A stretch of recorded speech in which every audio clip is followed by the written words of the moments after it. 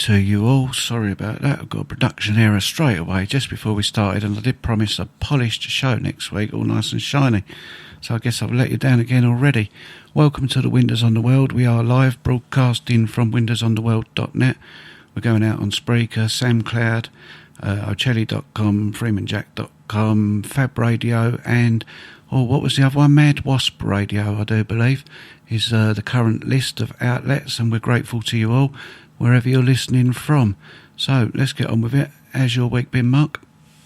Oh, pretty good actually, Tony. Yes, we're looking into a lot of stuff that seems to be getting a bit of traction and even a bit of, well, maybe the fruits of our labour are coming to fruition, because we found out that our show, London's Dystopia, a few weeks ago, where we looked into the regeneration, the redevelopment of these two towers in Leytonstone in East London, and they're basically going to be stripped out, turned into non-affordable housing, and the people there wouldn't be able to live there anymore, and tenancies have been taken away, etc. What's been happening, and we've been reporting on all over London. We've reported this is happening everywhere. It's not just in London, it's all over the country really, but this development that was going ahead and had all been signed off before we did that show has now been stopped. And I did send a copy of our show to Claire Coghill, who's the CEO of Waltham Forest Council. And as we reported last week, Clyde Lokes actually made a complete fool of himself, because he stated that there was some kind of conspiracy theory involved in the information that we sent in, which was all backed up by the people in there, including Gordon Peters, who took down the Haringey development vehicle and stopped this massive takeover by Lendlease in Haringey. So we may be having some effect. It may not be us who's done it, but certainly the awareness of this getting out there and the liability of the people in office to act accordingly is being tested by this, by the way we're putting it out and where the public are acting. So that's good news and very encouraging. So in other words, this huge takeover of everything could possibly be influenced and even stopped. So yeah, that's quite good news.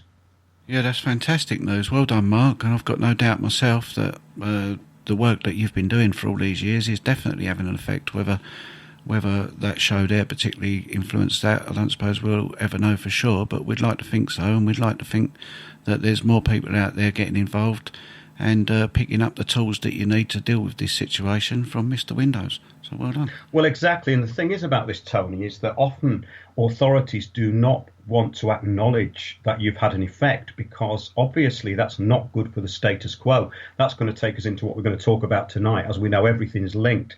But I think that's a very important point, especially with this stuff with the police. We effected a change within the procedures of Kent Police and the way that they were abusing the Crime Stoppers website. And that was never acknowledged by Kent Police. In fact, I kept stating it to them that we had effectively made them take down their allegedly most wanted criminals, and that those people were not wanted in the first place, and we've proved it. And of course they go a bit silent and try and divert you onto another subject, but that's another issue, and one that we have covered, and one that I am going to continue to cover, because this issue with the police and what's happening to the police, and the fact that they're openly announcing that they're not going to attend for what they call minor crimes, which could be your house getting burgled and all your possessions being taken. They don't consider that to be important anymore. But we know what they do deem to be important, because it's being put into them by lobbyists, is things like hate speak, which cannot really clearly be defined, and is, as we know, a big impediment to us in our search for remedy and free speech, because hate speech cannot be defined. So therefore, it's just really Big Brother telling you to shut up. And we've had some good results with dealing with that as well, because if we go into law and look at what we are actually here to represent in the system, then it can get to some very useful outcomes. And we're going to be talking about that tonight, and what we can do to empower ourselves within the system, because I've been looking at this for very many years, And a lot of people have made a lot of mistakes, and those mistakes were all, they were in good faith.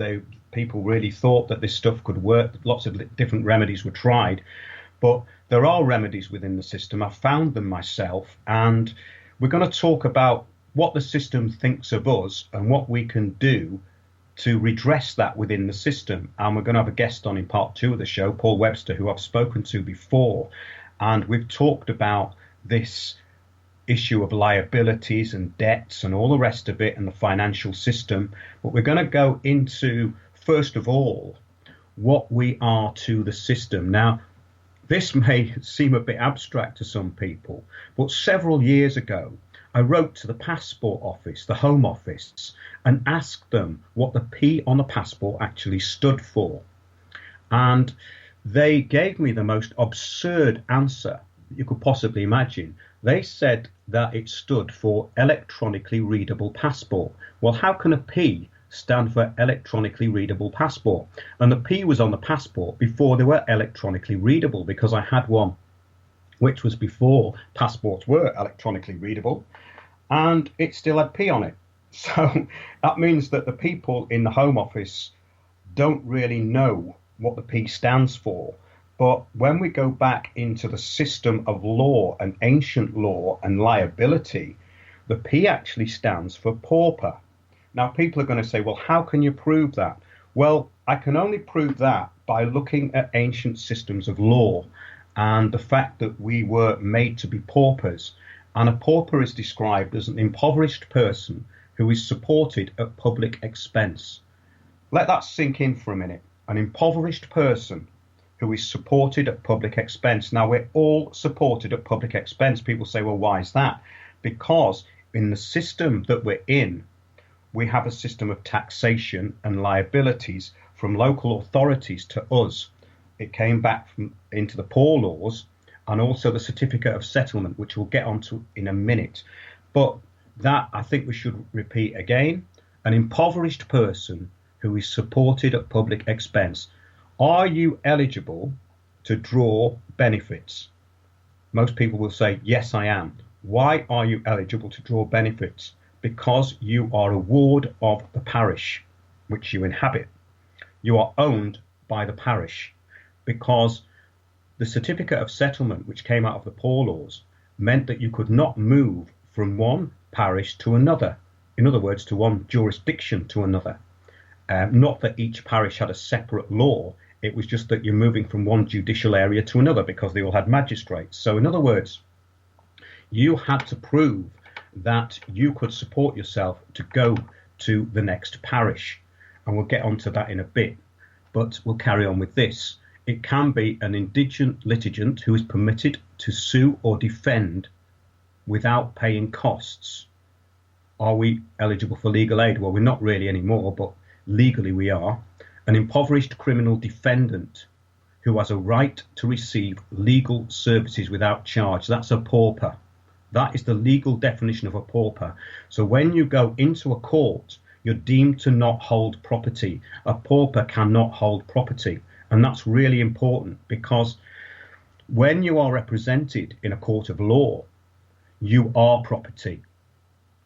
You are the property of the court, and people will have real difficulty understanding that. But we've covered it in great detail. And it's all about liabilities. So, in other words, a pauper is one so poor that he must be supported at the public expense.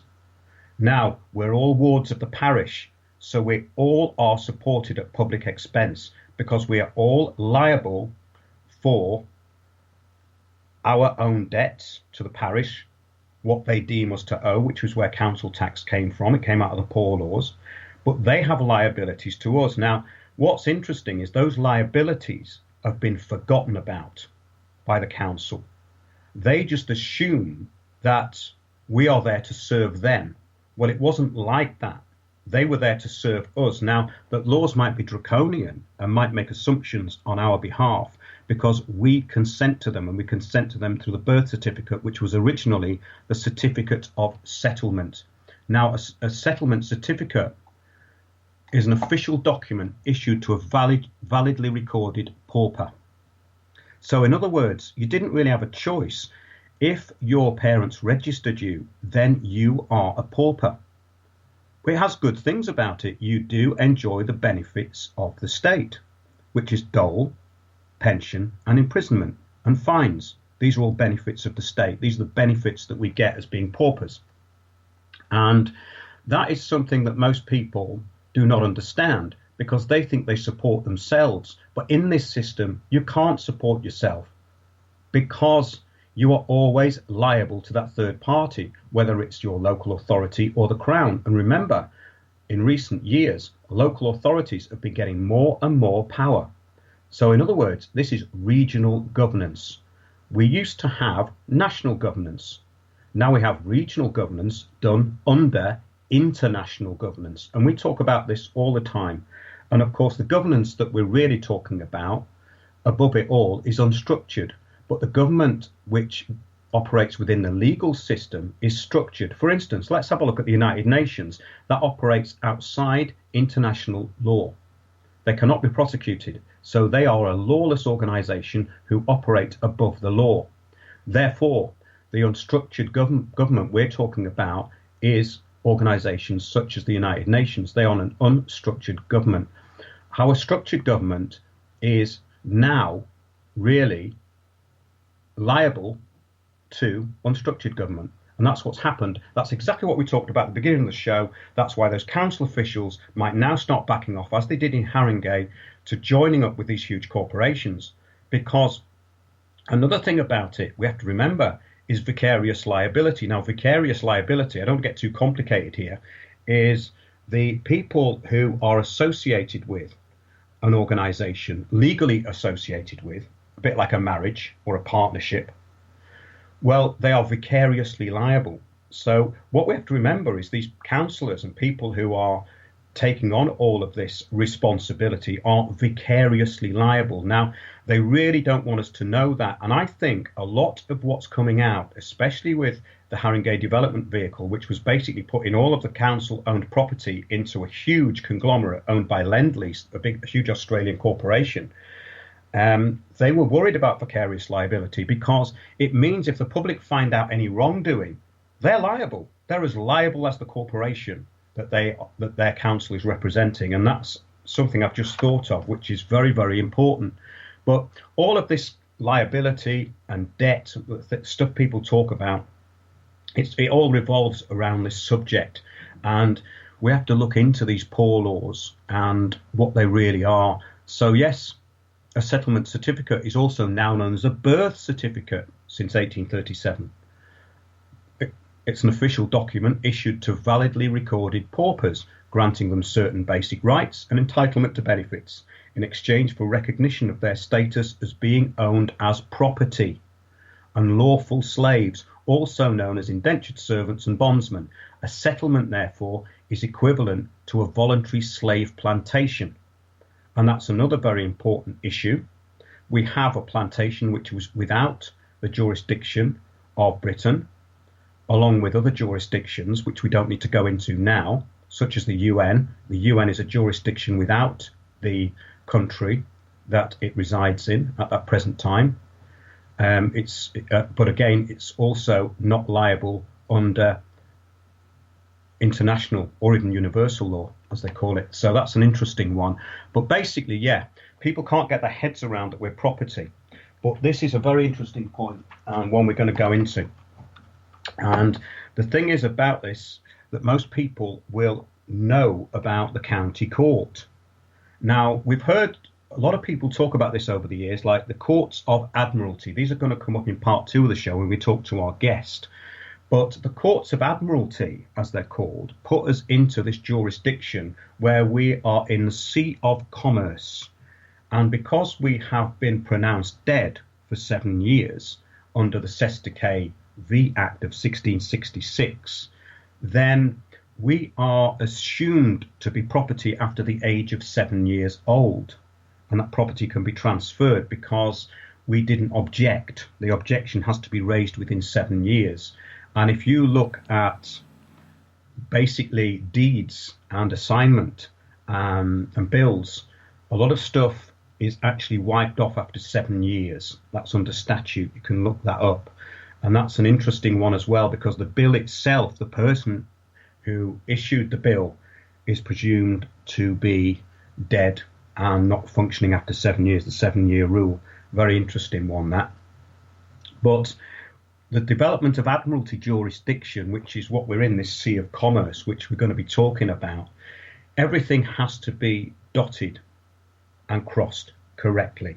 Whereas in common law, say the difference between a county court and a criminal court or a crown court is that the crown court summons the corpus, which is the body of the person, but the Admiralty court or the court of commerce, which is the county court, summons the person, not the corpus.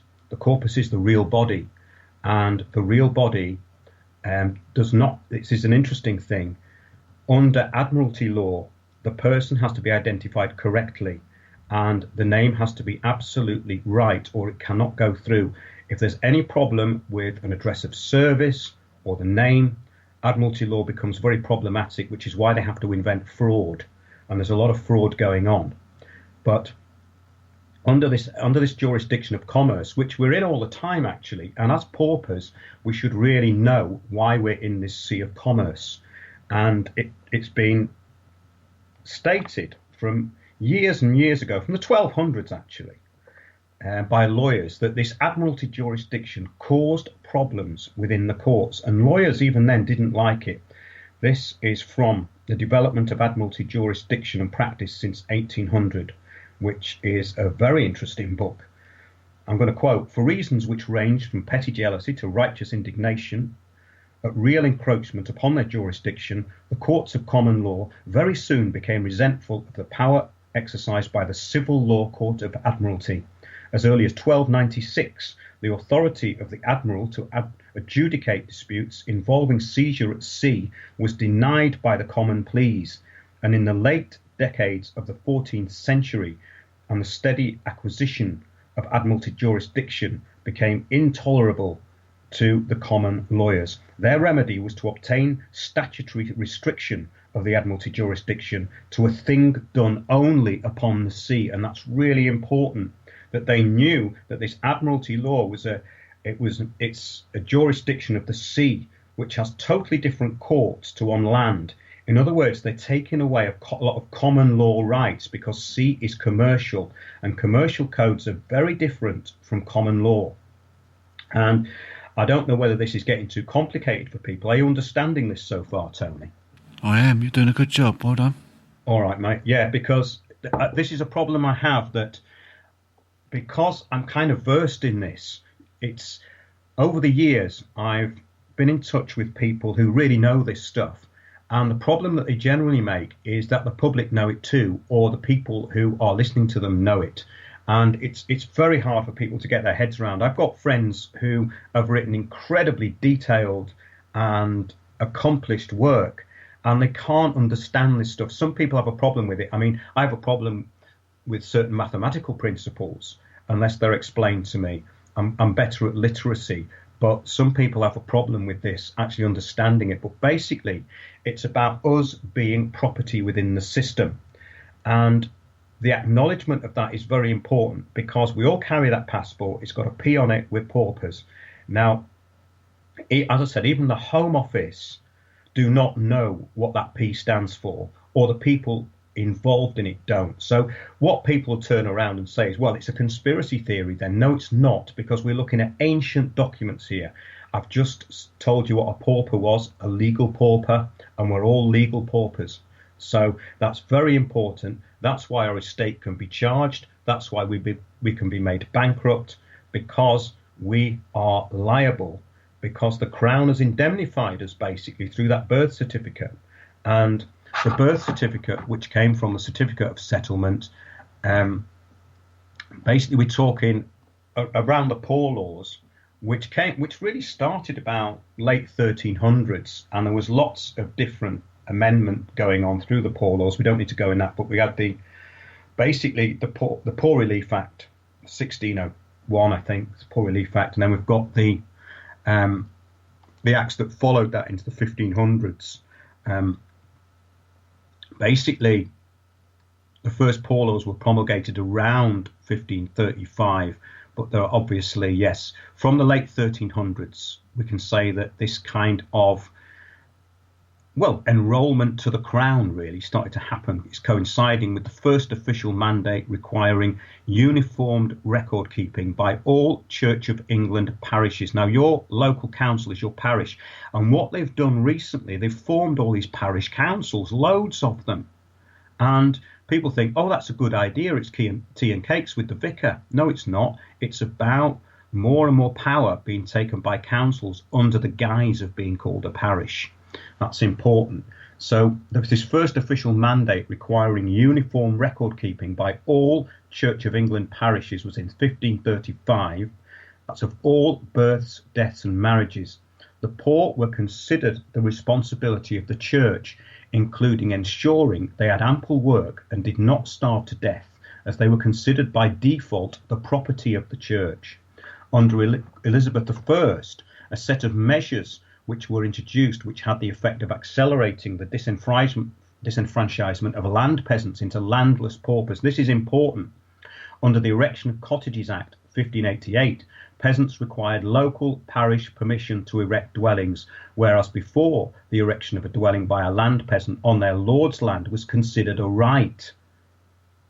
As a result, the ranks of the landless poor or paupers swelled. So in other words, the feudal system was better. The people who actually claimed to own the land, remember, this is all about a claim. And if we can go to the biggest claim ever, it was, of course, Unam Sanctum, a papal bull enacted in the 1300s by Pope Boniface in the early 1300s. We don't need to go into that. We've been to before, but basically it put the whole world into trust under the papacy. And we basically became, the bishops were the trustees, the clergy were the trustees, and the Roman Empire were actually the beneficiaries. So it's an interesting one when we look at it, because the act of trust is the most important thing. And when we become benefice, if we have benefice, which is given us by the church, then we become the beneficiaries. And we are the beneficiaries of taxation, we're the beneficiaries of welfare, we're the beneficiaries of pension. But we're also the beneficiaries of all the fines and the imprisonment. So it's a system which has become tilted, and it's become tilted because of the amount of financial fraud that's been allowed to happen, and our government is letting that happen. So if we look at the history of this, it's become very skewed. Of course, the poor laws meant the poorhouse, the workhouse. Now, the workhouses weren't actually abolished until the 1800s. This might sound incredible to people now, but we've got modern day workhouses. They're called prisons. And of course, private prisons are getting prisoners to engage in labour. So it's the same thing. Forced labour is the workhouse.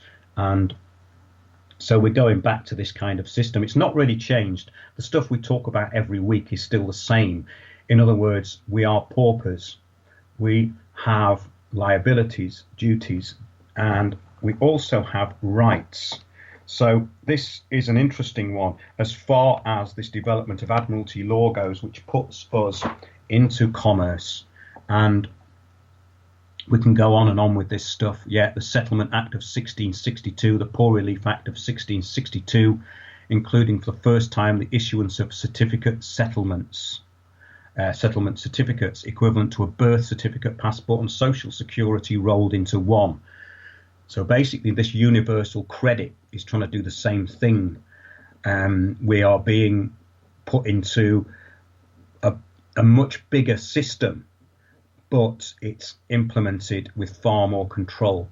A child's birthplace was its place of settlement, unless its mother had a settlement certificate from some other parish stating that the unborn child was included on the certificate. However, from the age of 7 upwards, the child could have been apprenticed and gained a settlement for itself through so-called indentured service or voluntary slavery. Also, the child could have obtained a settlement for itself by service by the time it was 16.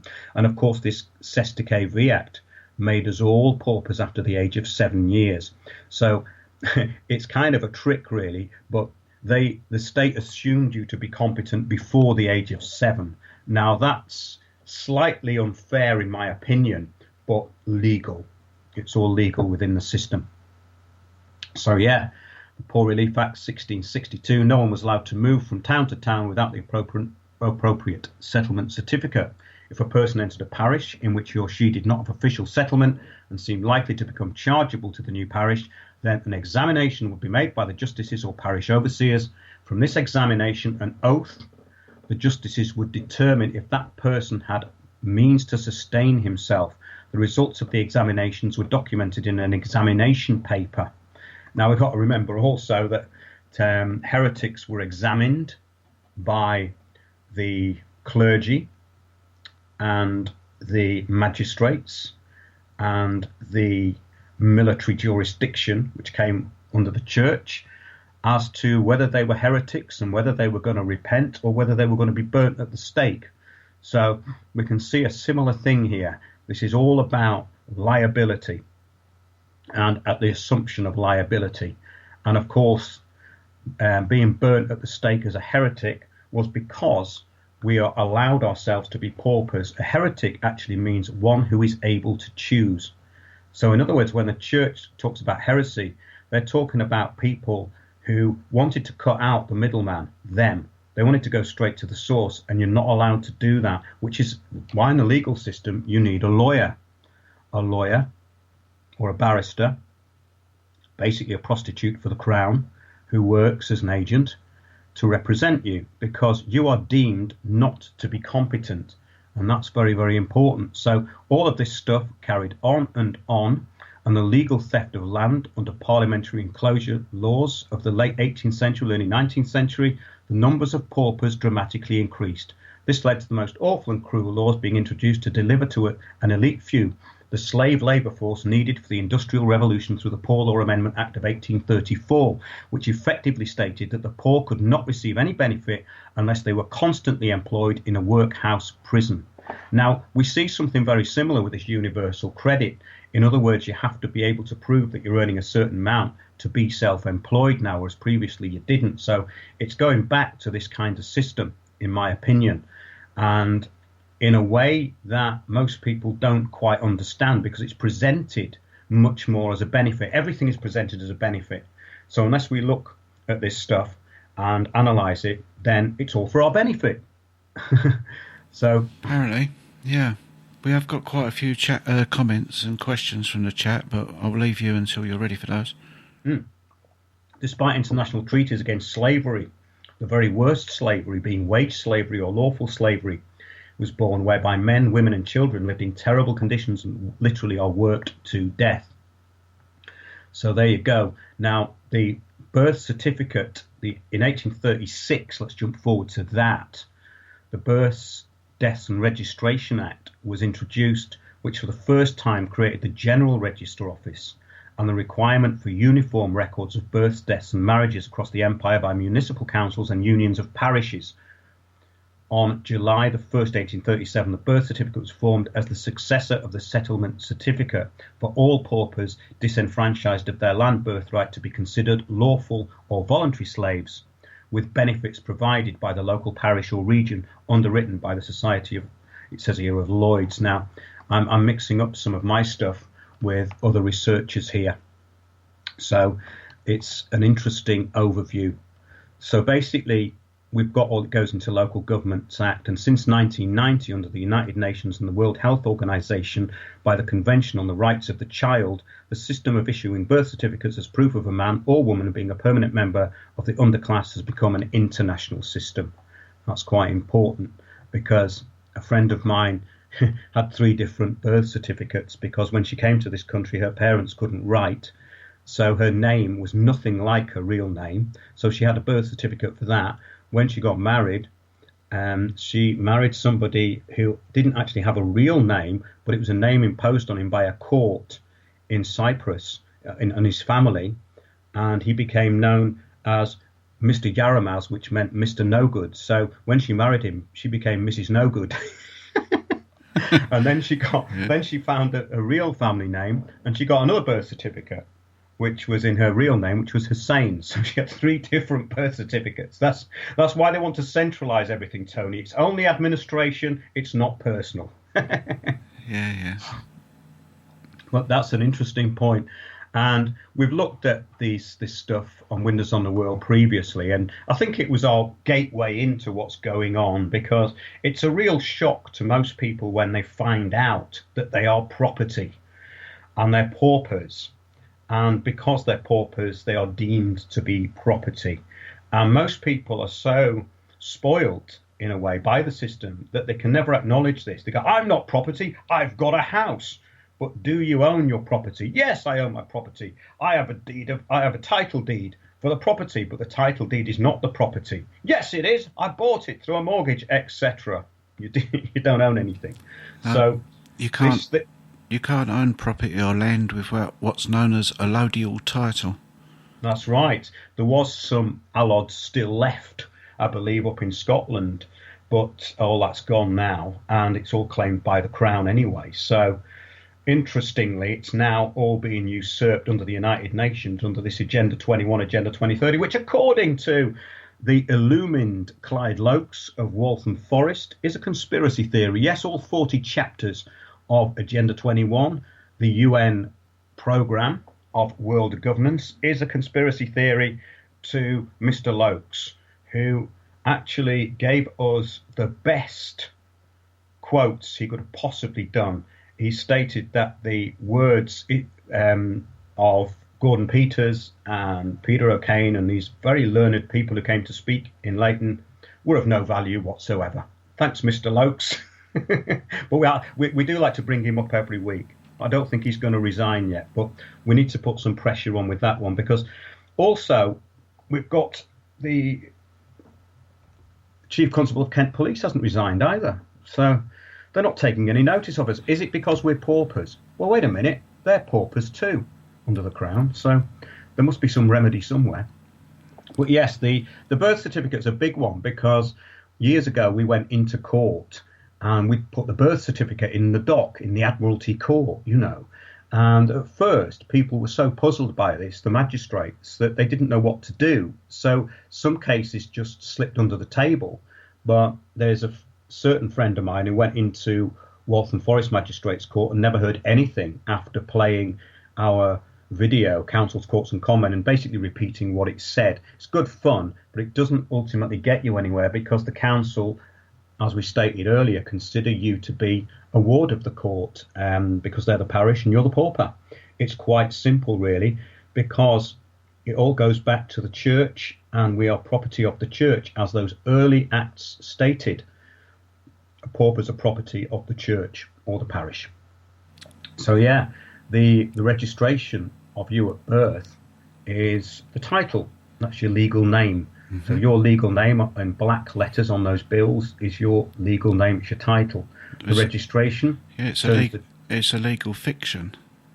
Yes, we've just talked about that. The creation of legal fictions was of great concern to lawyers from the 12th century, because a legal fiction is just a transference of title or property. That's all it is. But we need to be a title when we go into a court of that kind of jurisdiction, because it's not a common law court. So, I mean, all this stuff has been covered by this so-called free man on the land movement, which kind of, I think that got very much taken over, because a lot of the stuff that was being propounded by certain factions of that were totally ineffectual within the system that we actually operate. Yeah. And I found that to my detriment, but yeah. That happened with, I got into huge correspondence. This is when councils used to speak to me about 2009 with quite a patient fellow, actually, who's the financial guy from the local authority. And he engaged with me to a certain extent, but he always quoted the 1992 Local Government Finance Act, which is what they always do, to say that you're liable for council tax. Well, it's nothing to do with that. It's to do with the poor laws, what we've just been talking about. But obviously, this is going far too way back for them.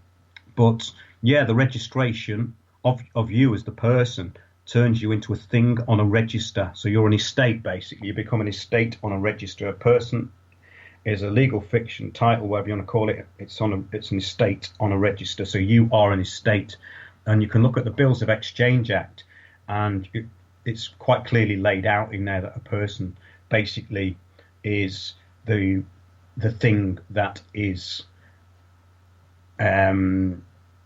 transferred, the property, the title, property to be transferred. A legal person is therefore an estate created by being on a roll. The thing can then be conveyed lawfully and in commercial agreements between parties. The legal title means the child is the property of the state and not the parent. This is why on the birth certificate it states the name of the informant and not parent. First witness, if illegitimate. If you're illegitimate, there's a first witness, somebody who signed on your behalf. And again, you can look in the Bills of Exchange Act to see where that goes into commerce. It's a very similar thing. So it's all about commercial transactions, really, and how the system works. Because the registration is by consent, this means that property, the child, was given to the state willingly. Yeah, we know this. Your parents consented to register you because they were told that it was illegal that they didn't register you, and there was different penalties. It's interesting actually, because the penalties actually for registration, they used to go down. They used to get less and less serious as time went on, until after 7 years it disappeared. So yeah, the lost at sea rule meant that after 7 years the person or the property was unclaimed and was missing, presumed dead. In order to take full advantage of the person as a traded commodity in the 17 to 1800s, everyone registered at birth was considered lost at sea, so as to be traded before the age of 7. Westminster, the palace home of statutes, was burned in 1834, and over 95% of statutes came into force between 1835 and 1899. Birth certificate became a death certificate as the registered person was presumed dead, as they provided no rebuttal of this assumption, because they can't, because a legal fiction is not living. So you always have to be traded as a commodity, as something that is dead or inanimate. The death certificate can be charged against an estate. In commercial law, the law of the civil court and admiralty, all fines and fees are paid from the estate of the deceased or living person without recourse. This is done by means of an order or writ. This is because an estate cannot be charged unless it is in probate. Again, going back to presumed dead after 7 years. In civil and now quasi-criminal matters, all persons are dealt with as though in bankruptcy, using foreclosure. The estate is administered in bankruptcy. The person is assumed, therefore, to be delinquent and an imbecile, and therefore has no rights. It takes us back to a pauper. So that's really the story so far. And when we get into commerce, we have to take all of this into account. The great news is, though, that because of the level of fraud, we can have some success. I've had some success with this in county court, and county court can be useful. The county court is now being taken away from us because we have to go online to fill in these forms, and it's now up to Northampton whether we've got a claim or not, whereas previously a claim had to be rebutted. We made a claim and someone had to rebut that claim. Now that goes back to the Bills of Exchange again, about an invoice or a bill. In other words, if I sent you an invoice, Tony, and I stated that you owed me £100 for your time tonight, then you would have to state that it was an invalid invoice. Because if I sent you 3 invoices and they were declined, then, in other words, you've accepted. What you have to do is you have to protest, or get someone to super-protest the invoice. A super-protest is someone who comes in on your behalf. It's interesting stuff, this, and once you get your head around it, you realise that fighting some things is pointless and fighting other things has merit. And that's the most important aspect of this. People get into pointless litigation, and lawyers encourage people to get into pointless litigation because they make money out of it. It's much more profitable for a lawyer to be in constant litigation than to find a remedy, and that's extremely important, Tony. Yep, it is indeed. Very thorough analysis there of what we are, how we've got here. But there's one bit that I think that you didn't touch on, and that was when you was talking about the birth certificate. There's actually 2 birth certificates, isn't there? The long and the short, and that comes into play in this as well. Well, it does, but it depends how deep we want to go into it. What I'm giving people here are the tools that they need to understand this, because it's about the incorporation of that of you as an estate that's important. And yes, we can go into the details, but I'm talking about commerce here and the liabilities of us as paupers. And get everyone just to look at your passport. Unless you've got diplomatic immunity, you'll have a P on your passport, and that means pauper, because it goes back that far. It has to go back to the certificate of settlement. The certificate of settlement has never changed. It can't do, because the whole system of law was set up on that assumption, and assumptions in law can be updated. And all they're doing is updating these assumptions from hundreds of years ago, going back before the 1600s. It started in about the 1300s. So that's a very important issue here. And the issue of what's going on in county courts, we've talked about a lot. The theft of property and the lack of remedy means that the system is now in a state of decline. And the government, our government, are letting that happen. Why are our government letting that happen? Because it's not coming from them. It's coming from the unstructured government, and it's coming from the world government. And people say that's conspiracy theory, but we've now proved it's not. And if you think it's a conspiracy theory, then write to Clyde Lokes at walthamforest.gov and ask him about conspiracy theories. And ask him if world government is a conspiracy theory. See what he comes back with, because we need more quotes from him. I don't want to keep picking on him, but it is fun. It's conspiracy, but it's conspiracy fact. So there you go. Well, exactly. Of course, it's a conspiracy. It only takes 2 people to conspire. Conspiracies happen all the time. There's conspiracies happening in every pub in the country right now. Well, the ones that are still open. Absolutely. We're conspiring right now. We're conspiring to make the world a better place one way or another. Absolutely. Now, we've got to look at the whole system here. And some people talk about oaths. And, of course, Jesus said you shouldn't swear oaths. Well, it depends who we're swearing that oath to. We should swear oaths to ourselves to be true and to be honest, because those oaths to ourselves, which I believe we are swearing, it doesn't matter whether you swear them in a court, you have to swear an oath to yourself. I don't think you should be swearing it to anybody else, because it's only you who can actually honour that oath. So basically, this thing about oaths is very important. And a lot of this stuff that's gone wrong is because people aren't swearing oaths to themselves or to a higher power. And that is a big problem, the taking away of liability. In other words, how do we get recourse? I've been trying to get recourse against the police for 2 years. You can only do it through their system, as we explained. We go to the Independent Office of Police Conduct, the replacement for the IPCC. See how far you get. They state on their website that they can instigate their own investigations. When I phoned them up, they proved that they couldn't. They said you had to go back to professional standards in the police. So the police have to investigate themselves. Professional standards of the police force that I was dealing with were not fit for purpose and were part of the problem. Therefore, there is no remedy. And if there's no remedy, there's no law, because law has to offer remedy. Equity has to offer remedy. So that's an important thing. If we're dealing in true equity, which is what commerce should have, then there has to be a remedy. And we're going to be talking a bit about that in the second half.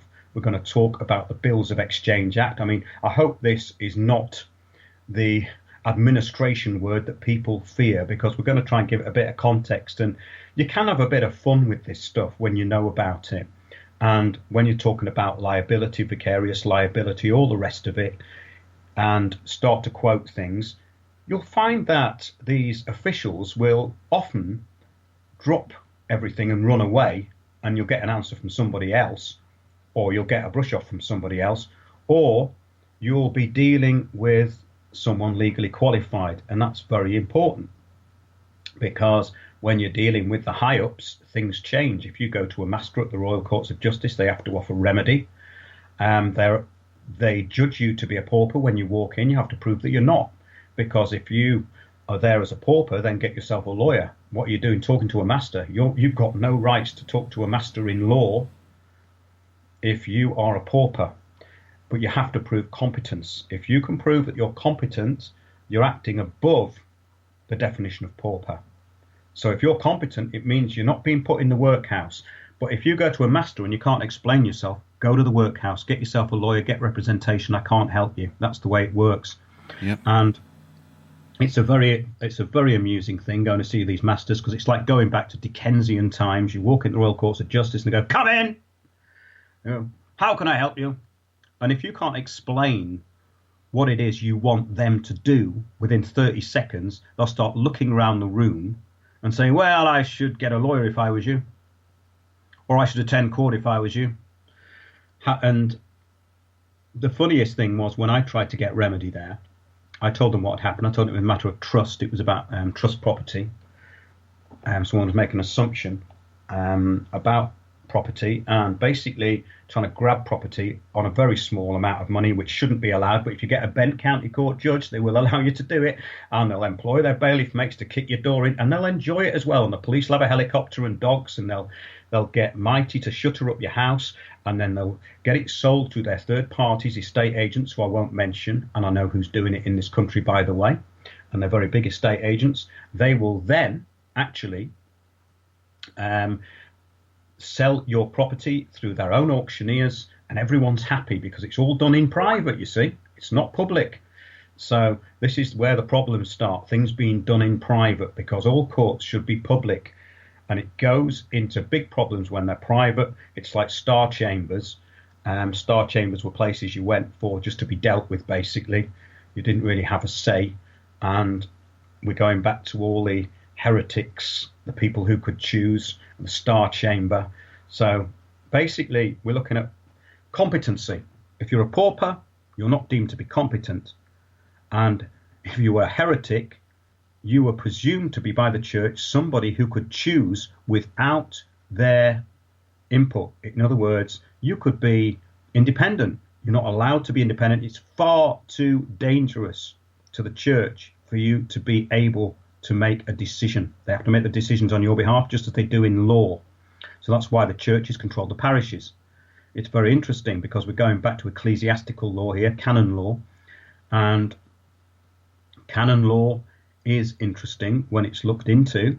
And of course, when you go up to the 15th century, they had their own generals and you had to stand in front of them. They had their own courts. So things have changed, but not that much. But getting back to the master, that was great because he said, "Well, I should go there if I was you. If there's a problem with the trust, you need to go to the court." And I said, "Oh, right. Well, that was really helpful." So as I'm walking out, he goes, "There is one thing, but I wouldn't recommend it." I said, "What's that?" He said, "There is some doubt as to whether judicial review runs to the county court." And what he meant by that was that I know that fraud is happening in the county court. Your remedy is to get it out of the county court into a court of equity, a high court. That's your only remedy.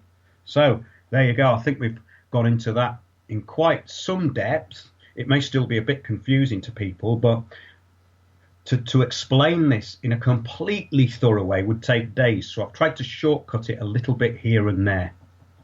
But all ministers, monarchs, officers, administrators, trustees are under oath. Now, it's very important. I take oaths very seriously because I take the oath myself. And if I say something, my word is my bond. And the problem we've got is that people do not think that if they're in public office, that their word has to be their bond. For instance, the council will go in and they won't have the correct information in your council tax case, and they will just busk their way through it and basically lie. They will perjure themselves and the council in front of a magistrate. And if you point that out, that magistrate will act, especially if they're legally qualified. So, yeah, that's an interesting kind of angle, because when you deem yourself to be competent, a lot of things change. You have a different kind of approach to the system. In other words, oh my God, I'm not scared anymore. I don't have to put that under the mat. I'm going to actually confront it. And that is very important, because if you accept things that are sent to you, then you accept that they are competently written and they have a cause. And by acquiescing, you're accepting. Tacit agreement, they call it. It's agreement by acceptance. So if you ignore something, you're basically accepting it. So that's something that when I found that out and looked into it, I realized that the fraud that was going on. And you think, well, what's the remedy to the fraud that's going on? Well, we have to act in interests outside of the fraudsters. And that can be tricky. And we're going to be talking about that a little bit in part 2. So, Tony, did you have any comments or questions? Or yes, anything? The chat room has been pretty busy. It looks like a few people have got booted out. If you're having that problem, just sign up to Chatango, get yourself an account. It makes it easy. You won't get booted out of chat. Thanks for all the contributions. Mithrin says, all rights in law are derived from property. I think we'd agree with that, yeah? That's what I was saying. That's what we've been saying from the beginning of the show. Yes, exactly. Yeah. And the assumption of us as property. That's the whole point. Yeah, we're assumed to be property. Well, that is the whole point. To be fair, these comments are from a long way back. So. Oh yeah. Right. No, absolutely. No, that's absolutely true. Noah says you don't have rights; you only have privileges, which I don't agree with because I believe. Correct. I think we have rights. You have inalienable rights. What or as they call them in America, inalienable. But they're inalienable rights. They are rights which cannot be liened. But these are common law rights. Yes. Now, under the system of administration, you are deemed to be property. But if you are competent, then you can bring forth your argument. Therefore, if you have an argument, you have rights. You only are property and have no rights if you have no argument. If you are unable to argue competently, then you are deemed to have no argument. It's like when I went to see that master. You are put on the spot and he's testing you out. He's saying, okay, I'm going to bully you when you come in here. I'm not going to allow you to sit down. I'm not going to allow you proper time to make your points. I'm going to see if you can tell me in 30 seconds what the remedy you seek is. And if you can't do that, out the door. You're incompetent. You're a pauper. Get representation. I think that answers that, doesn't it? It does. And there might be another answer to it as well, but it might be for another show. We'll talk about it after, but it's to do with legal person and man. And the difference is there as man. Well, that's the difference between the common law and administrative law, which I was talking about. That's why lawyers were particularly concerned, even in the 1200s, about this crossing jurisdiction. And what we now have is quasi-criminal. In other words, bringing back the debtors' prisons. That goes into quasi-criminal because that means corporations can cross over, and that's why people get put in prison for council tax. It's slightly different with council tax. As I said, it goes back to the poor laws and the workhouse. All is they're doing by putting you in prison for council tax is putting you into the workhouse. That's all they're doing. It goes back to the poor laws. But there's no need for anybody to get put in prison for council tax. And I was going to cover that a bit tonight, but I don't think we've got time. But a friend of mine basically, she sent me the documentation which to put her in prison. It was called a no bail warrant to get her to the court. In other words, they were seeking final remedy. They needed to get her to the court. She wasn't under arrest, but they were about to instruct a third party to bring her to the court. Now they can't do that because that's kidnap. And this is what Waltham Forest tried to do with me. So I phoned them up and I said, the CEO of Waltham Forest has threatened to kidnap me. Because that's what it is. It's a threat of kidnap. And that is important. And it's good fun as well. Because if you phone up the council, which I did, I phoned up the council and the call centre. I said, I've had a threat of kidnap. And he goes, well, call the police. I said, well, no, I need to inform you because it's your CEO who's threatened to kidnap me. And I need to get through to them to tell them that I'm not going to allow that kidnap. I'm going to state that that's an illegal act. And he's just started laughing. And when I explained it to him, he said, well, good on you for trying. He said, I'll try and put you through. And of course, I left that on the answer phone. I said, it's Friday, and I'm very worried about this. I've had a threat of kidnap from you, and we need to remedy. Otherwise, I may be making a counterclaim. And it was left at that. But that's the thing. These public officials, they send out this paperwork, and they don't realise the importance or the seriousness of what they're writing. No, they rely on people's ignorance and nescience to get away with what they do. Because if there's no response, then it's all right. It's kosher. It's good. Yeah. Right. Can we move on? We've got. Please. Okay, we've got a new face in chat. We've got a few new faces. Nice to see you there. Thanks for joining us. We've got Deborah in, and Deborah says, "Hi guys, love your work. Thanks for that. Thanks for your support." Yeah, thanks a lot. She says, "Changed my surname by deed poll after divorce.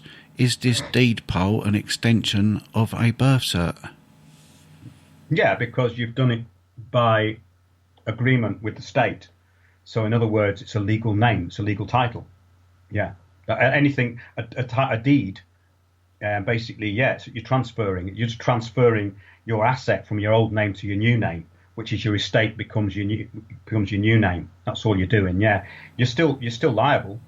Okay. What's interesting, actually, Deborah, is that the system sometimes doesn't keep up with it all, and that's where it can get fun. That's what I was saying about my friend having 3 different birth certificates. I thought the opportunities for financial gain, or as they prefer to call it, fraud, are quite large there. But the City of London does it all the time, and I don't think they'd mind me saying that, because we're talking about gentlemen's crimes here. We're talking about something that is just a transference of title. Mm-hmm. And deeds and titles can be transferred, as we know, and the City of London does not commit fraud. It just transfers titles and deeds. Thank you. Okay, thank you. So, Mithrin has a question. He says, "Has any master ever stood up and declared himself to be alive before his 7th birthday that you know of?" Well, I don't see the relevance of that, because they're operating within the system, but you're going to them as a master, which is someone in the system. So if they were operating outside the system, they wouldn't be there. Does that answer the question? I don't quite understand it, because if they're saying, well, I'm not not dead and lost at sea. I'm here. Yeah, I'm not dead and lost at sea. Yes. Right. So I don't quite understand the significance of it. Well, that's what you need to do in order not to be classified as a pauper. So he's wondering, has anybody ever done that that you know of? Has anybody not been classed as a pauper? Has anybody ever claimed their birthright, claimed their long certificate? I believe. No, not that I know of. I mean, there were sort of claims around all this years ago, but I never saw any proof. So I can't say that I've ever seen it happen. However, unregistered children are very different from registered ones.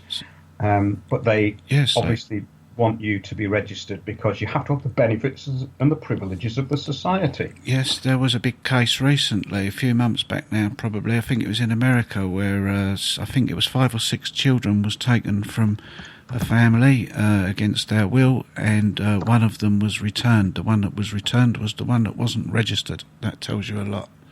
Oh, absolutely, because they're not property. Yeah, I mean, this stuff does work. I mean, it's not a vague concept. This stuff does work, and it's about property. So if we know that when we're in these sort of courts we're being classed as property, then the only thing that a property can do is to not be property, is to become competent within that system. Otherwise, as I said, you're deemed to be a ward of the court or the parish, and that doesn't matter whether you're in county court or whether you're talking to a master. Now, we can't really go into how bent the courts are and how they're directed, and what happened in a Crown Court case where I went to, where the judge completely led the jury, in my opinion. He undermined my testimony, and that is a problem. And that does happen in county. It happens more in counties every day, because these cases are more regular. You know, they go through county all the time, and fraud happens in county court an awful lot. So I think that to become competent in this stuff and have a vague or even literal understanding of it is very important. Yeah, just to finish this half off, various devices consisting chiefly of legal fictions were employed in the common law courts to enable them to adjudicate maritime matters actually within the Admiralty jurisdiction. But when retaliation in kind was attempted by the civilians in the Admiralty court, they were thwarted by common law writs of prohibition, and that was in the 1200s. So nothing's changed, does it, Tony? No, I don't think so. More comments here. Totally agree with swearing on an oath to self, and there's people talking about sheriffs and other things, but we won't go into them tonight. I will save those questions because I'm pretty convinced that we are going to do a follow-up to this. There's more to this, and we can bring them in then. We're out of time for today, but thanks for the questions anyway. Are you ready for a break, Muck? I certainly am. Okay, so we shall have some Dick Jackson from the album Woke Up This Morning. This is Round and Round, or Round O Round, sorry. 2, 3, 4.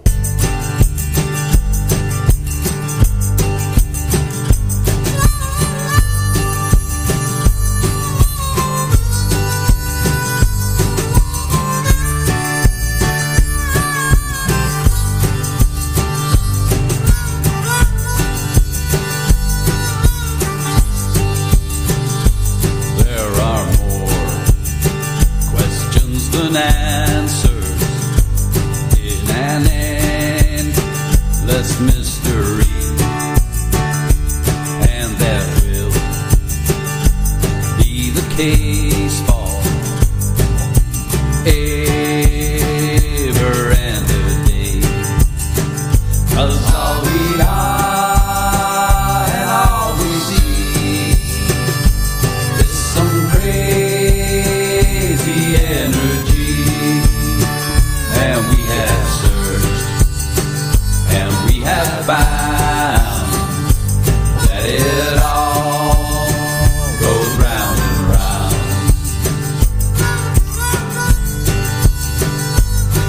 The earth goes round the sun, and the sun is another one of all the stars in the galaxy. They go on infinitely, 'cause all we are and all we see is some crazy energy. And we have searched, and we have found that it all goes round and round. Yeah, particles of matter in the Hadron Collider, planets in space and the atoms inside you, galaxies and nebulas and neutron stars, photons, electrons and bumper cars. Yes, it all goes round and round.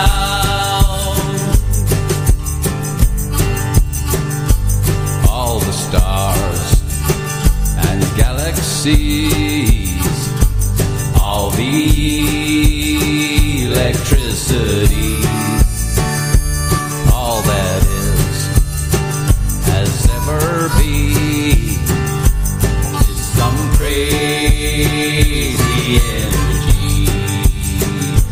It's all we are and all we see is some crazy energy. We have searched and we have found that it all goes round and round and round and round and round and round. Yeah, it all goes round and round. Old shoes singing the blues and bad news goes round and round. Karma, prana, and the Dalai Lama go round and round. Yes, it all goes round and round.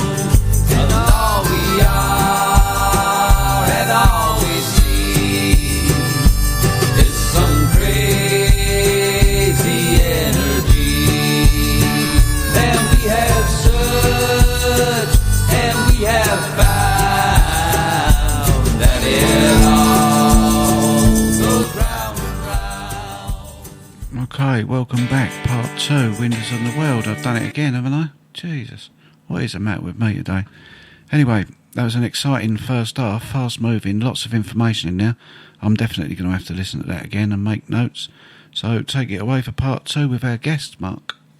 Yes, I spoke to Paul last time was about 18 months ago, and he'd had some really interesting results in court as far as the British Gas goes. We'll go into that when Paul comes on, but basically we're going into transference and what bills of exchange are and promissory notes, and Paul will come along to tell us a bit more about that.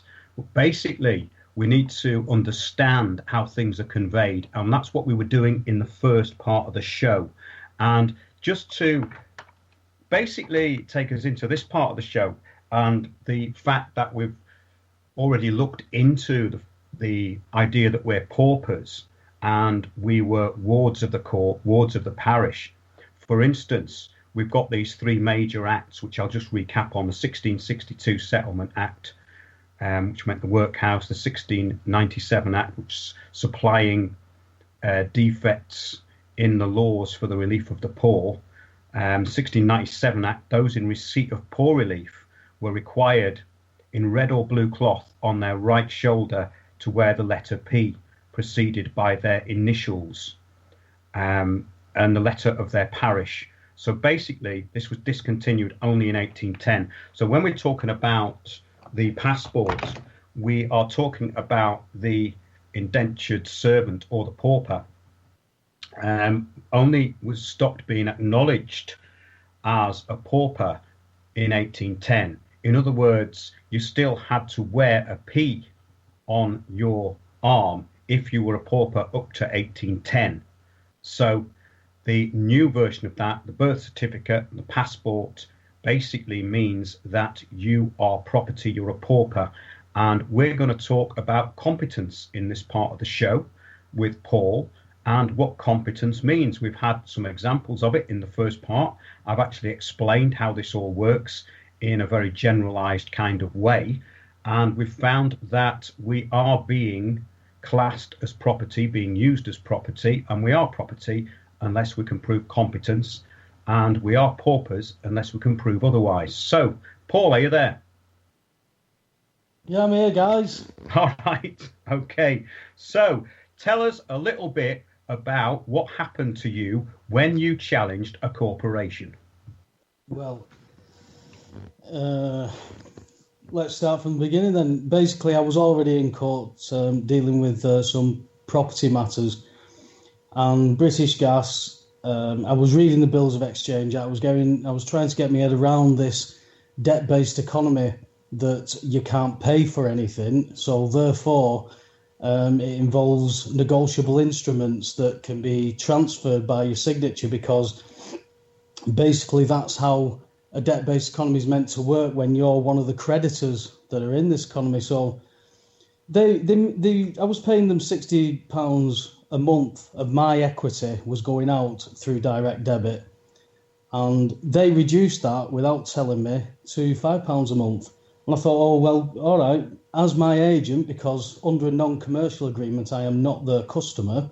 So as my agent, I'm thinking they're managing my account on my behalf and they've reduced it. They obviously don't like me being in too much credit. I think we should talk about direct debits first, Paul, because that's an agreement between the two parties. That's and correct. You're talking about where they dishonoured an agreement between two parties. Is that correct? That's correct. That's Yeah. correct. Now, what happened from that was about 3 or 4 weeks after I noticed that they'd reduced the direct debit to £5, I got a letter, a bill. So no, it wasn't a bill. They sent me a statement stating that I owed them £454. And I rang them up and I explained everything. They said, yes, it is our fault, Mr. Webster, but the money still needs to be paid and we expect it within 21 days. I said, no, that's not happening. I said, I'll pay you £60 a month. So wait a minute, let's recap. So you had a direct debit agreement, which they broke. They then sent you a bill. Yes. So I think what you should do there, Paul, is kind of explain why that's wrong. I've explained it in the first part of the show, the mechanics of it all, but explain that to people as to why that's wrong. Well, basically, if you've got an agreement and they change the agreement without notifying, that there is no agreement. There absolutely is no agreement. And so for them to claim that I owe them money, that's one thing, but it's the ignorance that's based behind it, because normally I would think I owe them that money. But because of what I was reading about the Bills of Exchange Act, their dishonour only exasperated it because, as again, Mark, as you well know, I was still studying at this point. So I even went to the extreme of setting a payment plan up where I could pay £30 every 2 weeks at my local shop. But that lasted 3 months. In between there, Mark, they said they wanted, as payment, they wanted £128 a month. And I said, I'll pay you 60. And he said, just hang on 1 second. Good news, I've got it down to 105. I said, I'll pay you 60. Well, so they're bartering with you on the phone. They were bartering with you on the phone. So basically, let's get this right here. You had an agreement between both parties for payment.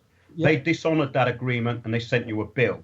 Yeah. Now, that bill was invalid because the agreement had already been in place and been dishonoured. Well, so that bill... this is important, I think, because...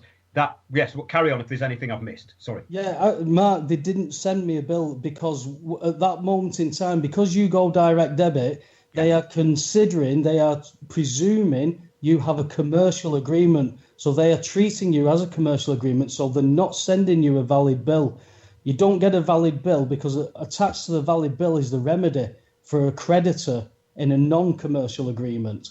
So what they basically did was... I think we need to explain this, Paul, because the whole first part of the show, I was talking about what we are as property. I don't know whether you heard it, but basically, when we're talking about commerce, the way we're being put into commerce through the Admiralty law from 1200 onwards. At birth, yeah.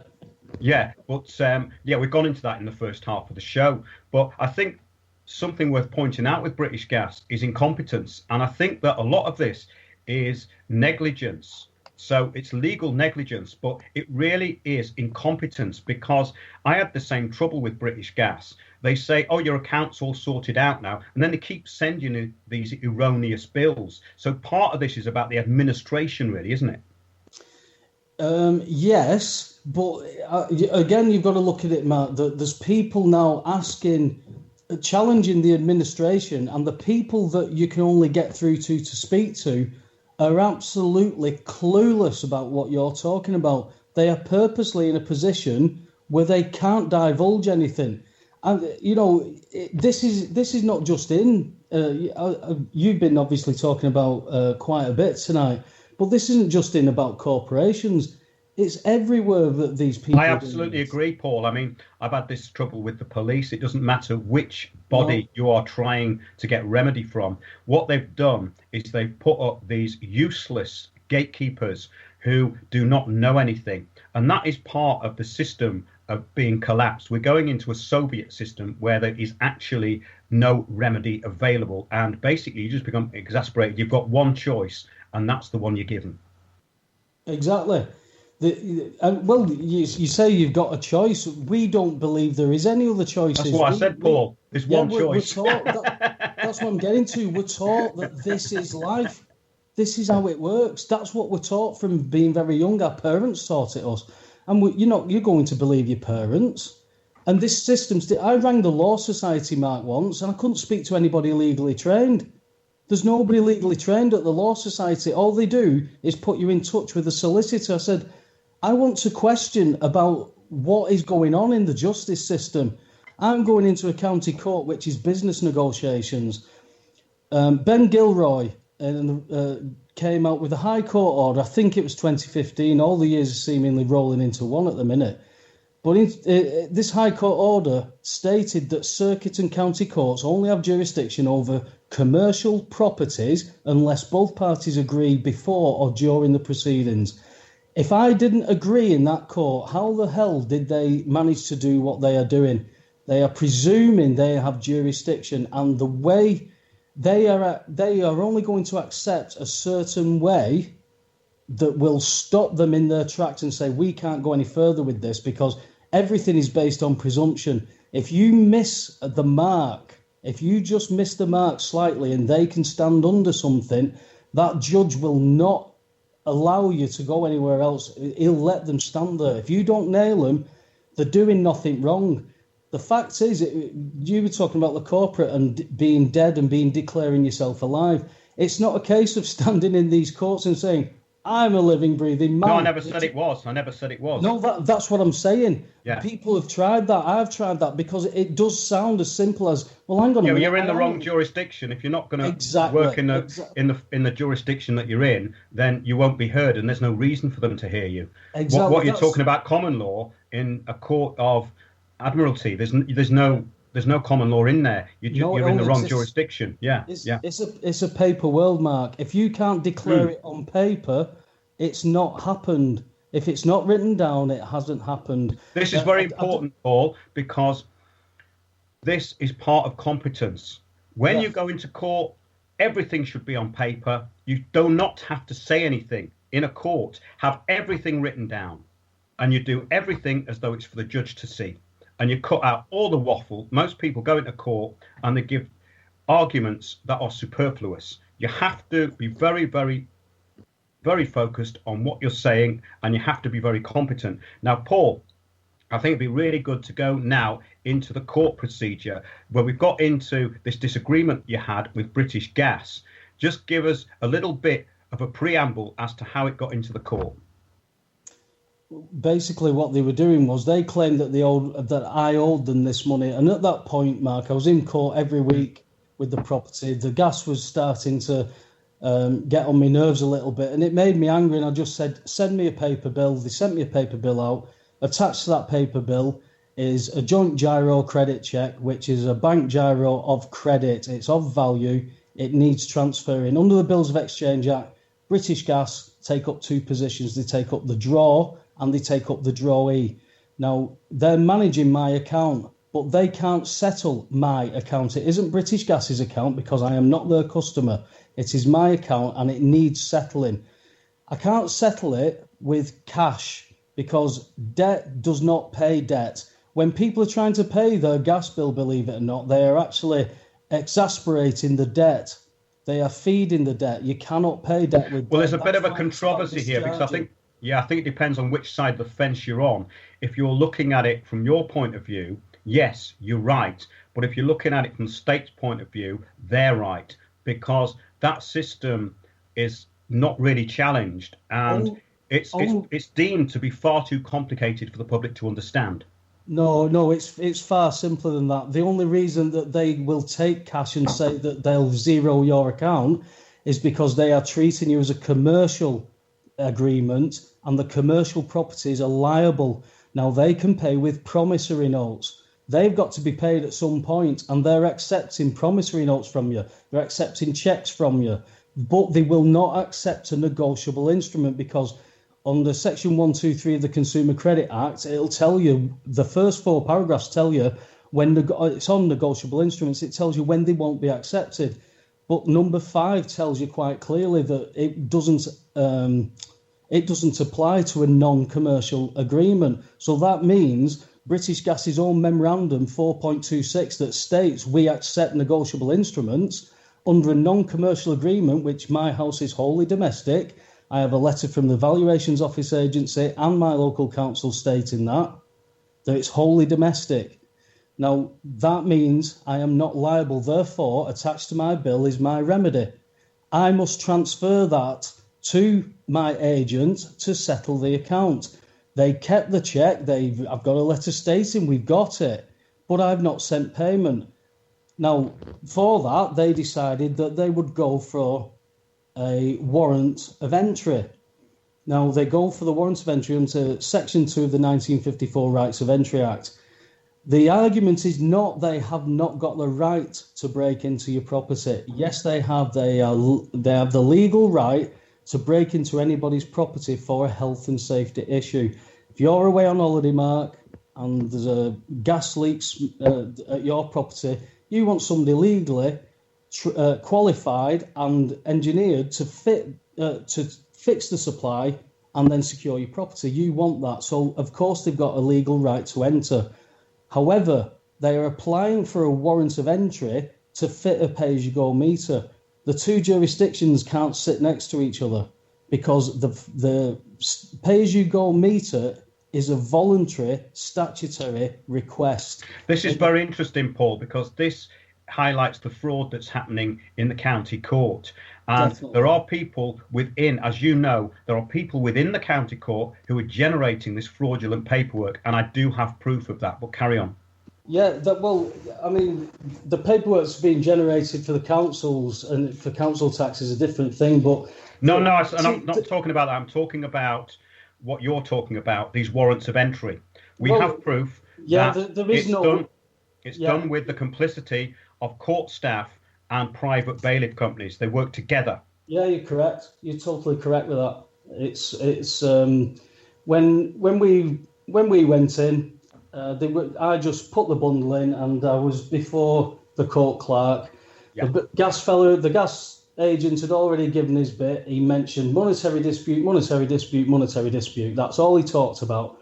Yes. So I said, well, look, this is obviously a monetary dispute, which is a matter for a county court, not a magistrate's. The warrant of entry is for pipes, fittings, escape of gas. There is no body of words in the Gas Act that has the body of words. The body of words actually is rights of entry.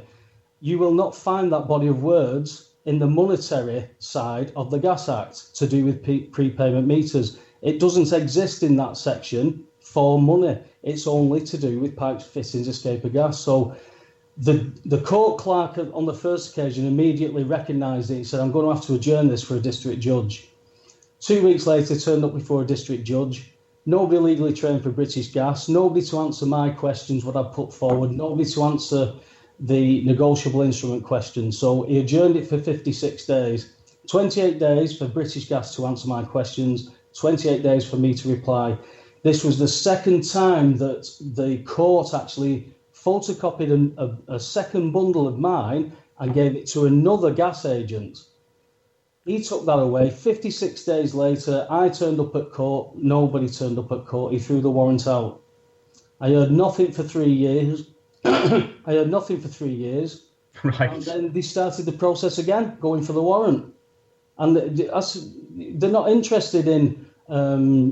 well, you've already took this before a district judge. You can't just go through that process, stop it, leave it for 3 years and then start the process again. That's in breach of your own CPR rules. The court clerks don't know what they're talking about. I asked the court clerk, said, do you understand the Bills of Exchange Act, negotiable instruments and how they work? Because I'm coming here with clean hands, with honourable intentions, and I want you to help me to discharge this. If you don't understand this, we need to go to the correct jurisdiction and have somebody who is legally trained on this. I'm not here to answer your questions. I said, look, I'm sorry. I said, but the two magistrates who were two old fellas, look like the old fellas who sit in the balcony on the Muppet Show. They're sat there and they said, we don't have to understand it, meaning the legal clerk is going to advise them. And the legal clerk refused to answer whether she understood what a bill of exchange was, what a negotiable instrument was. And that's what you're up against with these courts. We're pinning them down so much now, they are acting like children in front of people. There's no way around me going to a county court. And people have said to me time and time again, Matt, you've had it yourself, I know. Where's the proof? Show me the proof. Show me the letter with the county court seal on it saying you won. You can't do that. They aren't going to give up a £2.3 billion profit just like that. What they're doing now is because people are switching onto this, they are putting people in as best position as they can as the burden of proof is on them. So what do? They get the pay-as-you-go meter fitted. The police are helping them because they're willful idiots.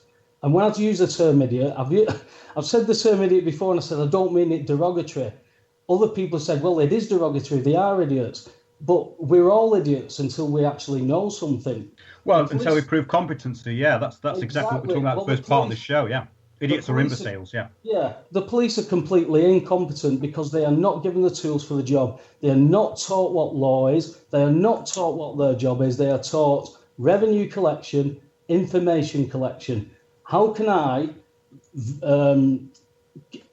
shall we say, a deemed contract? How can I contract somebody into this fine? They are taught how to do that.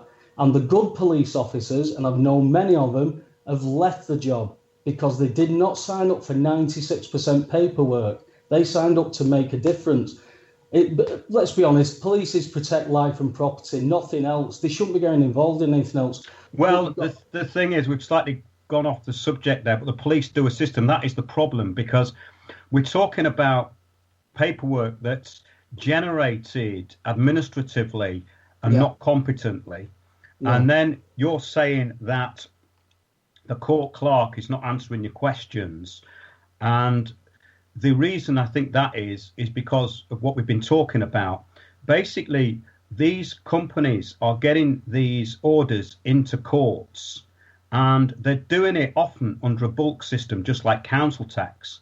Now, Houseby's Laws of England says this is not lawful with councils. It actually says that isn't lawful, but they still do it. However, this is slightly different, isn't it? Because from what I understand, these orders are generated, signed off, and they're basically being held in private, really, aren't they?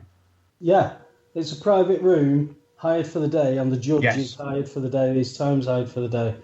There's nothing to do with law. If you go into there to try and use law and use justice, it's not there unless you're going to use the commercial aspects of the agreement. I mean, the basic thing for sorry, I know we're going a bit off gas here, but the basic thing for council tax that shows its true identity to me is Section 3 of the Local Government Finance Act 92, which states on dwellings that there is no local or national database that, or is there a requirement to show that there could be property exempt from non-domestic ratings? Well, actually it says dwellings, but dwellings is all property, both commercial and non-commercial. But in that section it says there could be property exempt from non-domestic ratings. Non-domestic is commercial. My property, therefore, is non. And therefore, why am I being charged? Why are people going to jail? It's again going back to that dead entity, to that workhouse ethic, to that property being owned. You've not declared yourself alive. You then say, I am that property. Well, they're doing nothing wrong. They're moving their property. They're looking after. It's what we talked about in the first half, Paul. So we've kind of been over that to quite a great extent. But what was really interesting, no, it's all right. It's just that I think we went over quite a lot of that stuff in the first bit. But the thing is that what this exposes is what we kind of knew years ago, but you took it to a different level in that the British Gas, basically, you kind of removed them in a way from the equation. Now, can you go into what actually happened after you went to court, I believe, a few times on this, didn't you? Yeah. You just sum that up and then move on from that. Well, basically, after the judge threw the warrant out, I was trying to contact British Gas's legal team for several months. The company that owns British Gas is Centrica, and they're based in Middlesex, Staines, Middlesex. And I rang that office up, and customer services answered, and I explained who I was. And I said, look, I've settled this bill through. And then he cut me off and he started to besmar me with me. He knew who I was. And I said, he even told me, Mark, that everybody in the office knew who I was, right? It was the first time I'd even rang British Gas's legal team, but they all knew who I was. I said, look, there's no point me speaking to you. His name was Les. I said, there's no point me speaking to you, Les. Will you put me through to somebody legally trained? And he said, no, he wouldn't let me speak to them. He said, but he would speak to them. Could I ring back? So I rang back, and Les, after only 15 minutes, he'd had an attitude adjustment. And he said he was so pleased that I'd rang back because he had some news for me. And it was a completely different Les. But he told me that the legal team was reviewing my account as we were speaking, and they would be in touch. They've never been in touch, Mark. They've never been in touch. And like you said, from that, I just decided to ignore them like they ignored me. I'm at a stalemate with British Gas. I really am. Unless I take the case forward and put my money up front and take the claim and prosecute them, it's a stalemate until other people start getting involved, which, 8 years ago when I started this, there was only me talking about bills of exchange. I still talk to people now who've never even heard of the bills of exchange. Yet you can't even go into newsagents and promise to pay for a Mars bar. without engaging in bills of exchange. Yeah, but to be fair, Paul, I mean, people are introduced to it, and we only found out about it really through trying to untangle this web of deceit and fraud that we're in. And it's quite difficult, I think, for most people to understand this. And I have this problem quite a lot because I've got quite a good understanding of legal definitions. And I think we have to be careful because people do have a problem understanding this and what bills of exchange actually are and what promissory notes actually are. I mean, I think your case is very interesting because they've reached a stalemate. And what you've done, you've actually uncovered what is basically a kind of fraud going on. And they don't know how to deal with that. So, in other words, I love it when they say that, oh, due to a legal loophole. Now, you hear this all the time, don't you? And there are no loopholes in the law. There isn't one loophole in the law. There is only law, isn't there, Paul? It's knowing the law. That's the loophole. If you know it, you know where it applies and where it doesn't apply. There is obviously a payment coming from somewhere. It's up for debate where it is. We know that that everybody is held in trust. We know that trust is the dead thing, but there is funds coming from that trust, be it from the Treasury or be it from the Section 151 officer at the council, but there is a fund being paid to British Gas into the cash drawer because they are the drawer and the drawee. They cannot settle the account, so they must issue the payment to the payee, which is me. Now, I have to transfer that negotiable instrument of credit with my signature. Once that is given, that should be recorded and the account zeroed. That's all it is. It's account. It's all it is bookkeeping. Now, this goes back to this definition of bankruptcy and the fact that our signatures, we pay with our signatures. Can you explain that a bit so that people may understand it? I mean, I've got a grasp of it and so have you, but maybe people out there haven't. Well, basically, as a creditor, that signature will you can write everything off to that signature, providing there is a credit to the nation because you have an equal share of this credit. That is held in trust. Now, if you're in control of that trust, you know what is in your credit account, you know what is going on the stock exchange with all the rest of the credit for the country, and you can then use that as like a savings account / current account. That's how it's meant to work, but we don't know that. We've got people who run it. But because these companies must adhere to the Bills of Exchange Act, because if they don't, and I've had people tell me, well, they'll just change it. They can't just change the Bills of Exchange Act because it's just going to destroy the entire global commerce. So they must participate, and they do that by sending you a valid bill. And one thing I will say for British Gas is they were always honourable by sending me a valid bill. Yes, they've started to play about with it. They put the demand on the front page, and then you get about 4 pages to your gas bill now. And your gyro check is normally on like the 3rd page, but it's still the payment. Once you put your signature on that writes it off to that credit account. This is the same credit account where when you go to a bank and you're expecting the bank to lend you money, that's where the credit is coming from, because a bank cannot lend you money. It's illegal. They are bankrupt. So they facilitate your worth. Your worth is what you are worth to the country. Collectively. Well, this is what we learned, a long time ago. We sort of learnt about this stuff, and it goes back. People may find this a bit incredible, but you just have to go back and look at the bankruptcies that have happened, and go into those. There's been quite a lot, and basically it just means they wipe the slate clean and start again. But it goes into what is a mortgage and what is title, because what they're doing is they, as you say, they are using you as the collateral. So basically, when you get the loan, there is no money. They're just creating that from a computer screen. Now, this, you can just prove this. If you get a loan out or a mortgage, you can see that the deposit would be made into your account, or you have an agreement with the third party who pays it off, who's paid to.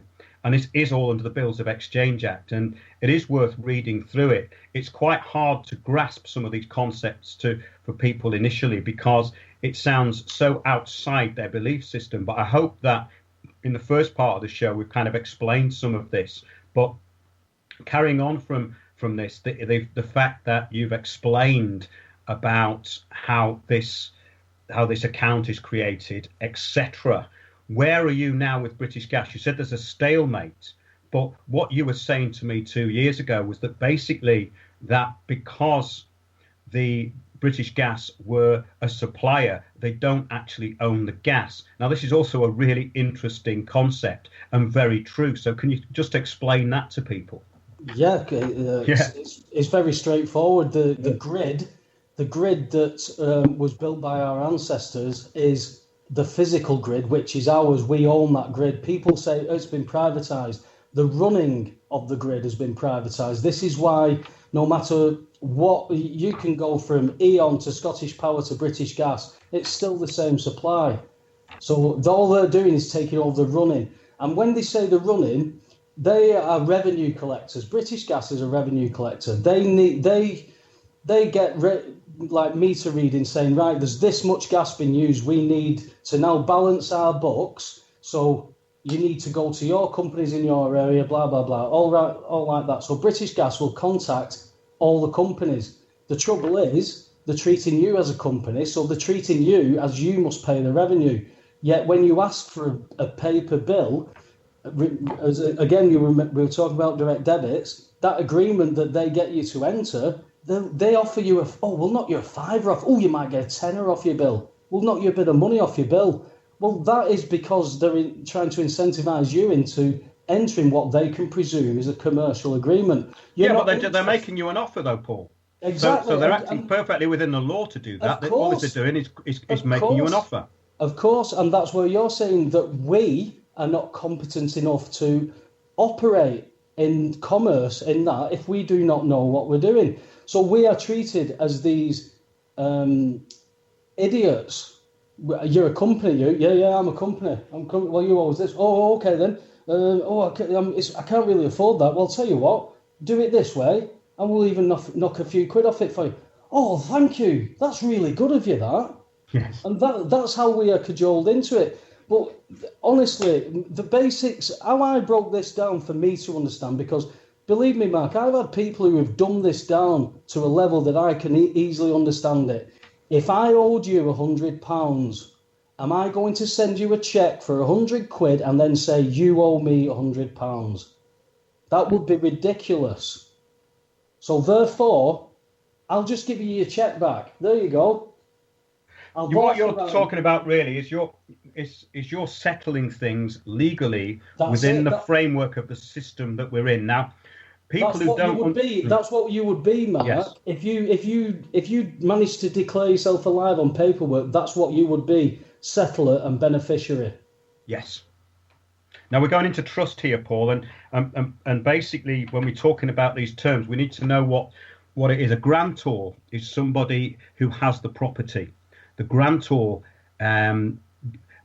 gives the property. The trustees hold the property for the beneficiaries. Mm-hmm. And it can be used in different ways. Now, we can talk about this, well, maybe like the V5 form. You signed that when you got your car, and you gave that vehicle over in trust to the DVLA, who hold it in trust. And the council or anyone who gets the fines are the beneficiaries, but you're the trustee. You hold the property, but you have to administer it correctly for them because they're the grantor of the property. They become the grantor of that property. That's why you're liable, because that you are in the trustee position. And this trust thing is worth understanding, really. And everything's trust, Mark. Everything is trust. Everything. Yes, but the public don't know that. And exactly. Once it's explained, it goes back to real stuff in the Bible and oaths and what trust really is. Because an easy way of explaining it is say you want to borrow my car. I'm going to lend my car to Paul, and it's my car, it's my property, and he's going to be the beneficiary of that. In fact, sorry, he's going to be the trustee. I'm going to entrust him with the property. He's going to hold the property. He's going to drive the property. Yeah. If anything happens to that car as a trustee, you are wholly liable.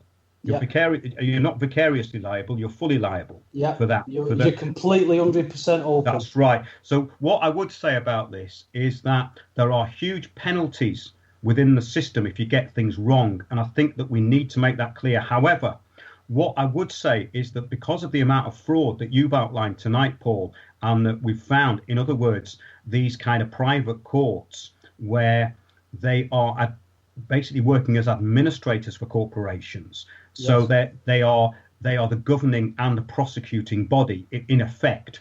Well, the executive and the judiciary work together. It's two wolves and a sheep deciding what's for dinner. The trouble is, what they've got now is they've got people going into the courts and saying, no, hang on a minute, I'm the wolf, which one of you two are going to be the sheep? Because it should be you that are taking the hit here. The judiciary should be impartial. There's no such thing. There's no such thing. In 11 years now, Mark, I have met one decent judge in 11 years, and his name was Fairclough, and he was right by his name. He said that I don't believe this court's got jurisdiction to award this property.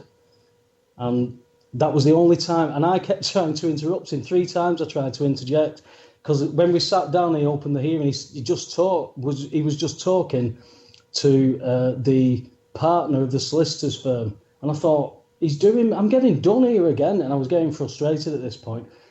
And he took his glasses off and he says, Mr. Webster, please, I've asked you on 3 occasions to please wait your turn. You will get your chance, I promise you, but for now, please listen to what I've got to say, because you may hear something that you want to hear. And he was impartial to the point where he knew what I was doing, and he said, I'm not playing this game. He was brought in as a circuit judge. He'd not even seen the case before.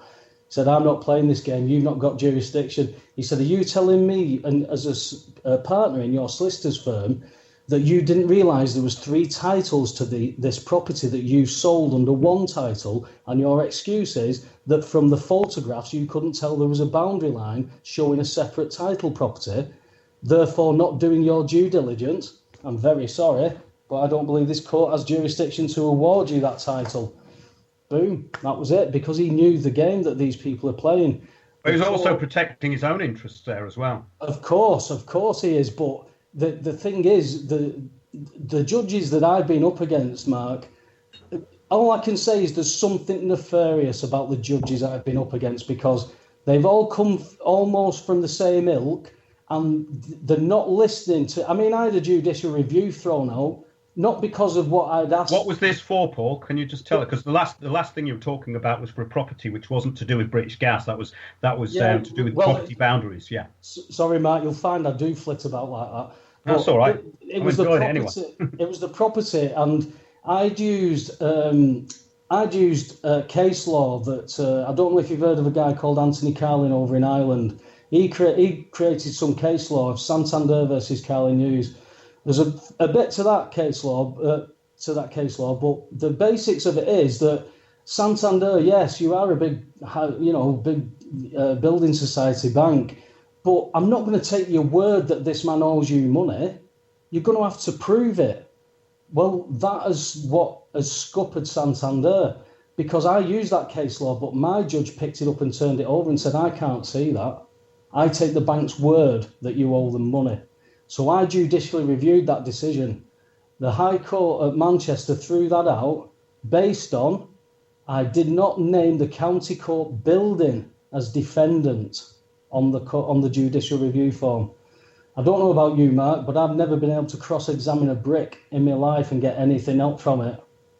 So this is a big part of the problem once it goes into the administrative kind of depths that you're talking about. And that is the main problem I've found, is that we're talking about a system that just allows fraud now. So in other words, what you're saying about judges is very true, because the private hearings that are going on in courts and the incompetence, you could call it incompetence or fraud, you see, you've got to be careful. Yeah. Sometimes it's better to call it incompetence, because if you're bringing a fraud to a judge, in a county court, then it's better to call it incompetence or a mistake, and they will acknowledge it. I'll tell you what, if you do, Mark, if you do go into a court and saying that's fraud, you better have it nailed on if you're taking it forward. It's all right to throw an accusation as you're walking out the court, but if you're taking that as a case, you've got to know your potatoes.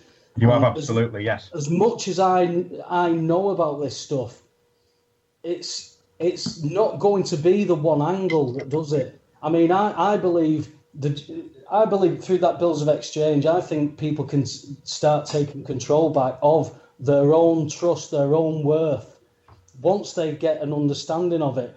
You were talking about it before, about nobody's declared themselves alive, nobody knows how to do it. People are working on it. Somebody's going to crack it. I believe there's a special purpose vehicle involved in this somewhere, and it's the use of that. People are working on that now, and it takes all kinds of angles.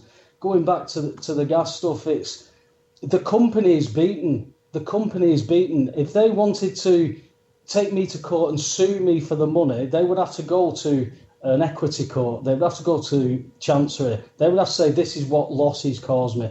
How can they show that? They can't. They just really can't show it. And this is what the problem is, because you're going into the county courts, especially at the lower levels, all these county courts all around the country. You're going in at these low levels. The people there, they're thinking they're the big, they're thinking the mutt's nuts, because they're popular or they're big or they're well known in their town or in their local area. They're looking to get down to London, to get on all that big money, to get into the big trough. The trouble is, what's happening is, you mentioned the Masters a lot, because there's a lot of people going to the Masters, and I know people personally who've come away from the Masters with some positive stuff, because they've checked the documents and they've gone, yeah, your documents are right. But what they're doing is, once they've said your documents are right, they're telling you to go back into the county court system. So they're only playing the game and placating you and then throwing you back in.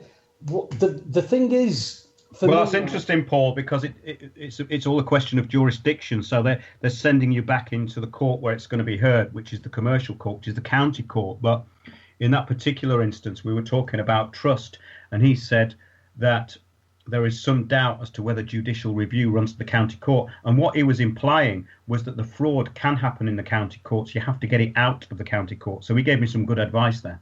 Yes, but that's what I mean. When it's going to the Masters, I know people personally who've had some great nuggets of information from there. But when we're going back into the court system with these companies, we're still fighting in that corporate construct, if you like. The basics of it is, we need to unplug from that construct enough to say, hang on a minute, I haven't participated in this willingly. Look at the jurisdictional difference now. You were talking to Mr. Paul Webster. What are you trying to presume here?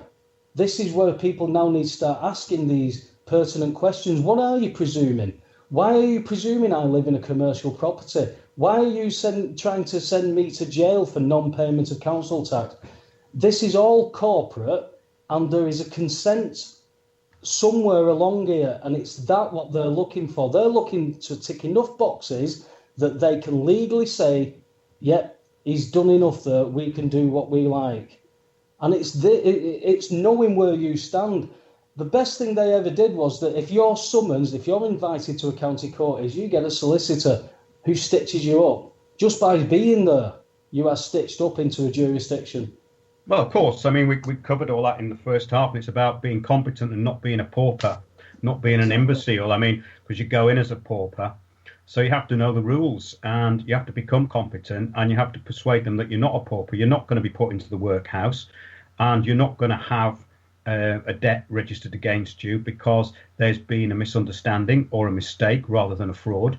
But the thing is with this fraud is it's massive, and when it gets to the stage where you've got basically these corporations are the prosecutor and administering body, then you do have a problem. Now, British Gas is this massive company, and to actually get anywhere with them is incredibly difficult. So I think that's very good what you've done. Now, what is the present situation? It seems to have reached a stalemate. I talked to you a couple of years ago, and you said that basically you hadn't heard from them, and that you were still getting gas. Is that still the case?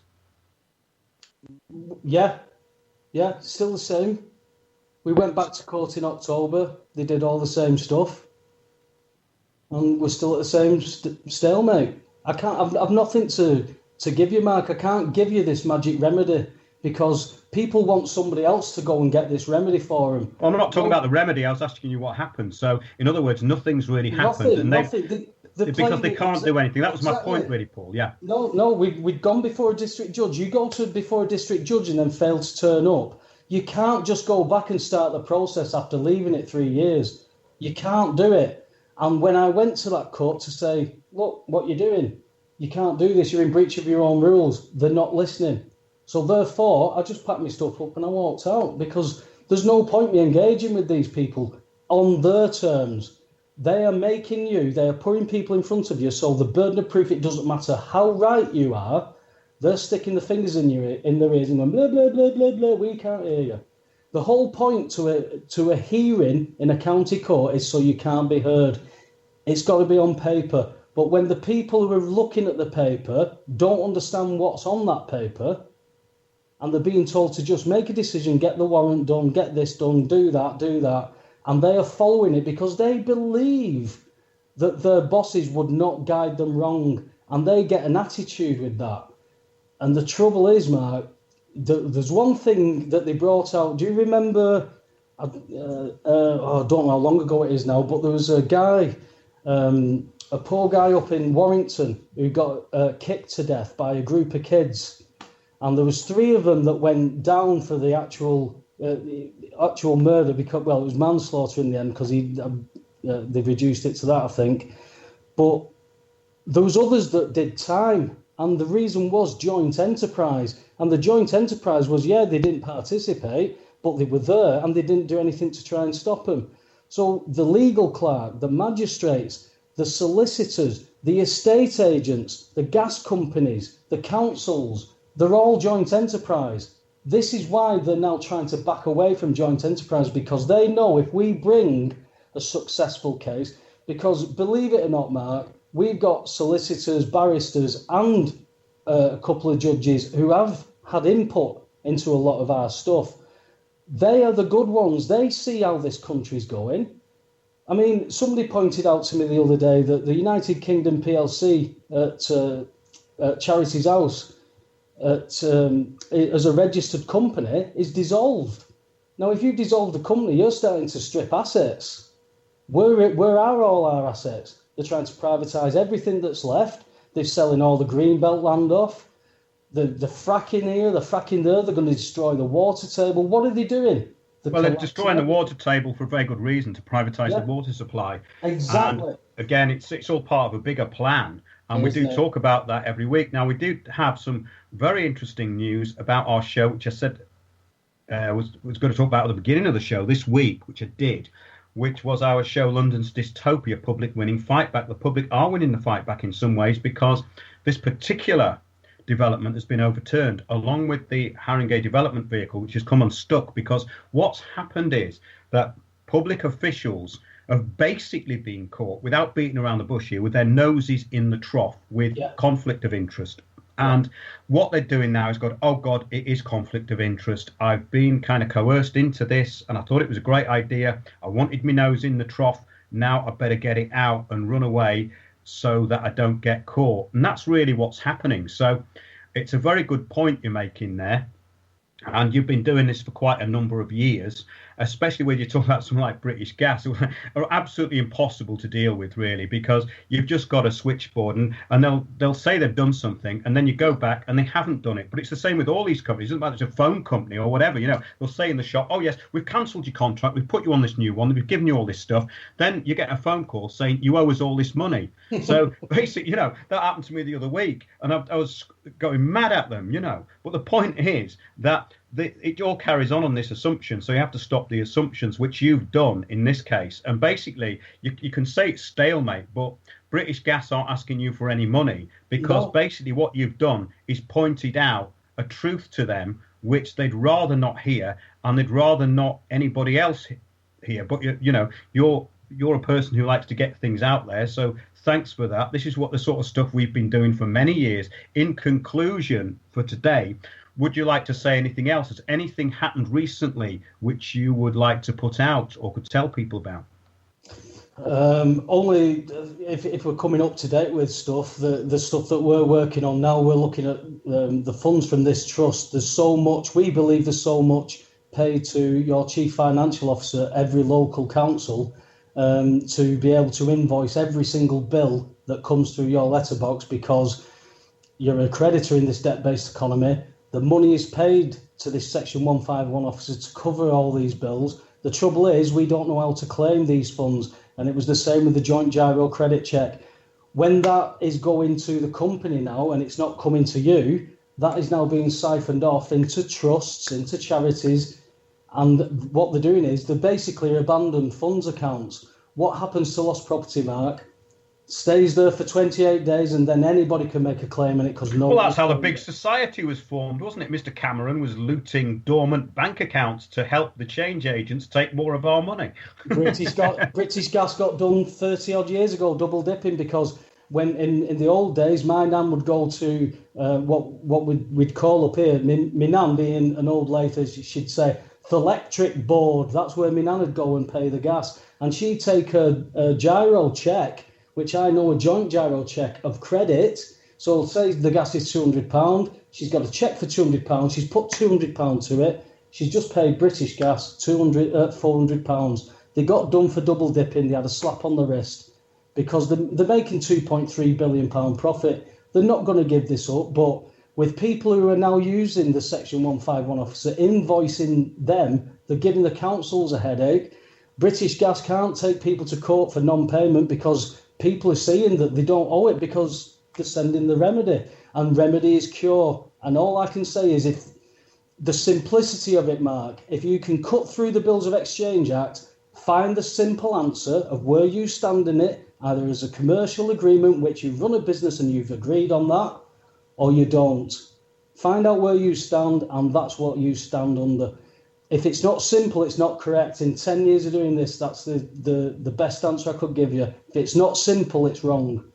I agree with that entirely, Paul. The answer is always simple. And that eureka moment when you find it is absolutely brilliant because it all starts to make sense. Yeah, so I'd advise people to have a go at this. I mean, we've got into some quite heavy concepts there about the bankruptcy and the fact that basically we can offset against the bankruptcy and all this kind of stuff. It's kind of hard for people to get their heads around that because it's the opposite. It's the opposite of how they believe that the economy works. They believe that they pay taxes and it goes into all these different areas. Well, it doesn't really. It doesn't really work like that. But for the public benefit, it does. And as the judges say, it may not be in the public interest for the public to know about that, Paul. Well, I don't think it's not that it's not in the public's interest. It's not in their interest. Well, exactly. It's not in their. It's the thing is that they have to protect the system. That's what judges are there for. They are there to offer remedy, but they're there mainly to protect the system because we can't have people revolting, can we? I mean, look what happened in 1388. When Wat Tyler came up to London with all his demands, what did he do? They say, he was drunk and he lunged at the Lord Mayor, so we had to kill him. Or he went into the hospital and the peasants went in and said, save him, save him. No, we can't do that. We have to bring him out of the hospital and hang him immediately. So in other words, that's what they do with people who find out the truth or want to change things. But the thing is that under the system of law, we can do that, and they do have to respond. So thanks a lot for that, Paul. And no worries, mate. We'll have more updates if and when they come along. Of course, I'll keep you in the loop, pal. Thanks a lot, Paul. No worries. Thanks, boys. Cheers, Paul. Great information. Thank you. Yeah, thanks a lot. That was a really interesting second half. Maybe a bit confusing to some people. Basically, it goes back to the bankruptcy and that we are eligible to offset our bills against the bankruptcy because they've created the money out of thin air and we're using us as collateral. Basically, they're using us as the collateral to raise the money that they're borrowing to offset debt. and that goes back to the birth certificate being a bond. These are concepts that a lot of people have a problem with, and they only make sense when you look into the bigger picture. So I'd encourage people to look into the bigger picture, and like we'll be going over it more and more. We started doing this many years ago and found some remedies in there, and there are remedies if you know what you're doing. And as we said at the beginning of the show, always be competent and don't be an imbecile. Indeed, another excellent information empowering show from Mr. Windows. Well done, Mark. I'm definitely going to have to listen to that again and take some notes. Thanks to everyone in the chat. Sorry we didn't get all your questions. They are noted though, and we will get around to them at some point in the future shows, I've got no doubt. Have a great week, everyone. We'll see you next week, hopefully. Cheers. Bye-bye. Cheers, Mark. Cheers, Tony. Thanks a lot. In the passage's eye.